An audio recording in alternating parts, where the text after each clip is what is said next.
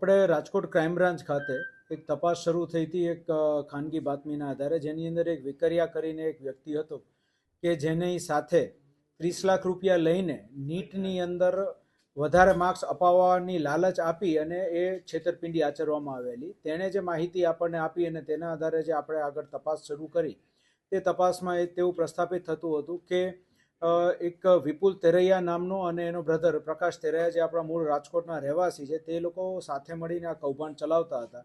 જેની અંદર આવા કોઈ વિદ્યાર્થીઓ હોય કે જે લોકો નીટની એક્ઝામ આપવાના હોય, નીટ યુજીની એક્ઝામ, તો તે લોકોને ઝાંસામાં લઈને પૈસા પડાવવાની અને છેતરપિંડી કરવાની આખી એમની એમો હતી.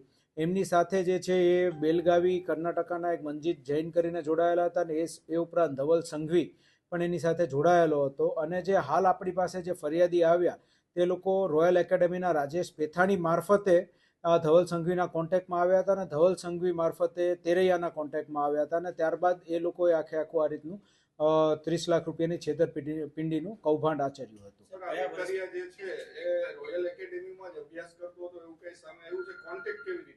એ રોયલ એકેડેમીમાં અભ્યાસ કરતો હતો અને આ વાત જે છે એ જાન્યુઆરી 2024ની વાત છે, ત્યારે આ થયું હતું. અને ગયા વર્ષે એ લોકો આ છેતરપિંડી કરી, પછી આને ફરીથી એવું કહેલું કે આ વર્ષે અમે કંઈક જોઈ લેશું, પણ એ લોકો એ પ્રકારનું કોઈ પણ પ્રકારનું આ છેતરપિંડીનું જ કૌભાંડ હતું એટલે બીજું કંઈ કરી ન શક્યા, એટલે પછી આ ફરિયાદ દાખલ કરી. એ લોકોએ જે વાતચીત કરી હતી કે આ રીતે પૈસા દેવાથી આટલા માર્ક્સ અમે લાવી દઈશું, આ છે તે છે, એવી કોઈ સક્સેસ મળી નહીં કે ન કોઈ એ પ્રકારનું કોઈ પણ પ્રકારનું લીકેજ કે એવું કાંઈ થયું. તેના આધારે એને એ થયું કે આ આપણી સાથે આ લોકોએ છેતરપિંડી કરી છે.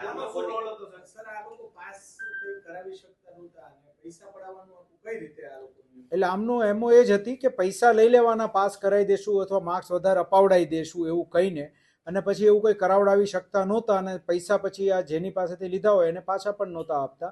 અને અનેક વાલીઓ જે છે એ પોતે બીકના માર્યા પછી આની અંદર કોઈ પણ પ્રકારની ફરિયાદ કે પોલીસને જાણ પણ નહોતા કરતા. એટલે અમારી તપાસમાં એવું નીકળ્યું છે કે આ તો એકમાત્ર વાલી છે. આવા બીજા પણ વાલીઓ હોઈ શકે છે કે જેની સાથે આમણે આ છેતરપિંડી કરી હોય.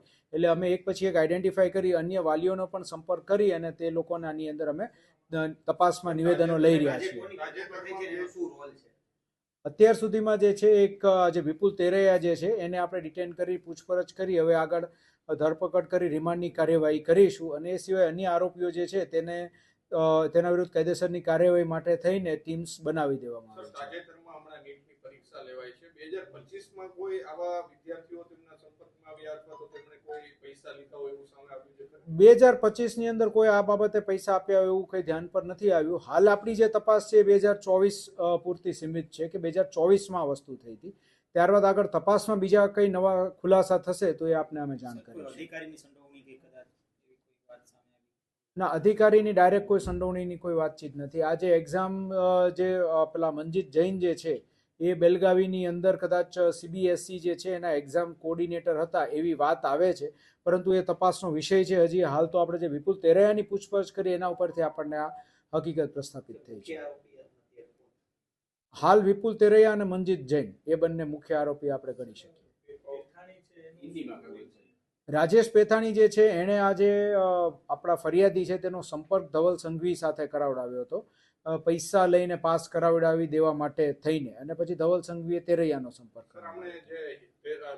ફરિયાદી છે એમને કેટલા રૂપિયા આપ્યા હતા અને કેટલામાં આખી ડીલ ફાઇનલ થઈ હતી? એક રેકોર્ડિંગ પર સામે આવ્યું છે. આ ડીલ ક્યાં થઈ? જે ફરિયાદીએ એની અંદર જે દર્શાવેલું છે પોતાની ફરિયાદમાં એ મુજબ એને જે 30 લાખ રૂપિયાની અંદર આ લોકોએ મીટિંગ જે કરી હતી, એક રોયલ એકેડેમીની પેલી એક ઓફિસ છે ત્યાં એ લોકોએ મીટિંગ કરી હતી અને એમાં એ લોકોએ ફાઇનલ કરી.